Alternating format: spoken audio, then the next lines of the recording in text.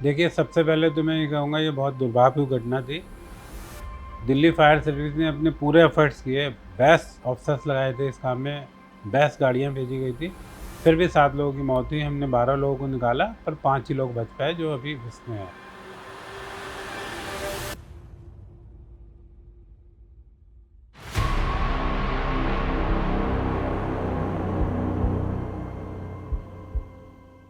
देखिए, ये हमारा एक स्टैंडर्ड प्रोटोकॉल है। जब भी कोई कॉल आती है, जैसे हॉस्पिटल की कॉल आती है, नर्सिंग होम की ऐसे कॉल होती है, यहाँ लाइफ इन्वॉल्व होती है, हम मिनिमम 4 गाड़ी भेजते हैं।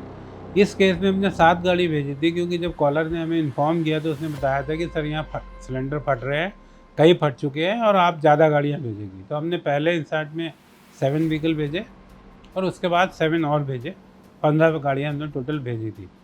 ये एक हमारा एक स्टैंडर्ड प्रोटोकॉल बना हुआ है कि किस टाइप की फायर में, कि जैसे फैक्ट्री की फायर होगी मिनिमम 4 गाड़ी जाएंगी, हाई राइज बिल्डिंग होगी तो मिनिमम 6 गाड़ी जाएंगी। ये एक प्रोटोकॉल बना हुआ है, तो उसी के हिसाब से गाड़ी भेजी गई थी। And depending upon the caller क्या सिचुएशन देता है, क्या अगर मान लीजिए लाइफ इन्वॉल्वमेंट का होता है कि वहाँ पे आदमी फंसे हुए हैं, तो we send normally more vehicle, senior अफसर and do so many other thing. एक प्रोटोकॉल के हिसाब से गाड़ी भेजी जाती है, उसी हिसाब से यहाँ गाड़ी भेजी गई। टोटल मैन पावर हमने 70 पीपल लगाए थे क्योंकि करीब करीब 15 गाड़ियाँ हो गई थी। अगर 4 भी गाड़ी तो 15 चौक 60 और अफसर करीब करीब 70 आदमी इसमें लग गए थे।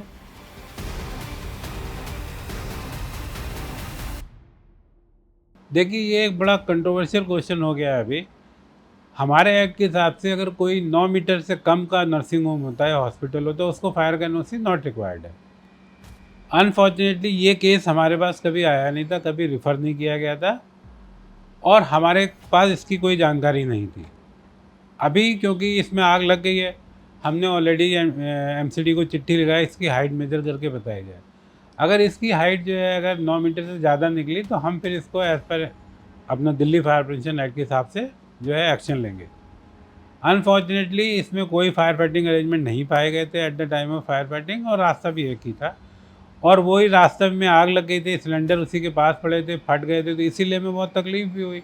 और हम जो है दूसरों की छतों से घूम के गए, उनके अंदर गए, फिर वहाँ से बच्चों को निकाला गया, तो उसमें टाइम भी कंज्यूम होता है। आप समझिए 4-5 मिनट इज़ मोस्ट इम्पॉर्टेंट जो है वो फायर सर्विस में होते हैं। आप पहुँच गए और 4-5 मिनट में आपने काम कर लिया तो कर लिया। और ये बच्चे तो न्यू बॉर्न बेबी थे, अगर छोटा और बीमार थे, हेल्दी नहीं थे, इसीलिए तो वहाँ थे।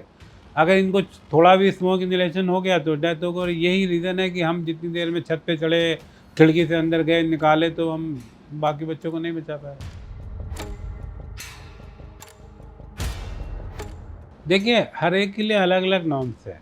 हॉस्पिटल जो है सबसे क्रिटिकल माना जाता है फायर के हिसाब से, क्योंकि इसमें प्रेग्नेंट वुमेन हो सकती हैं, छोटे बच्चे हो सकते हैं, जो लोग हाथ टूट गए, पैर टूट गए वो हो सकते हैं, आईसीयू हो सकते हैं, हार्ट पेशेंट हो सकते हैं।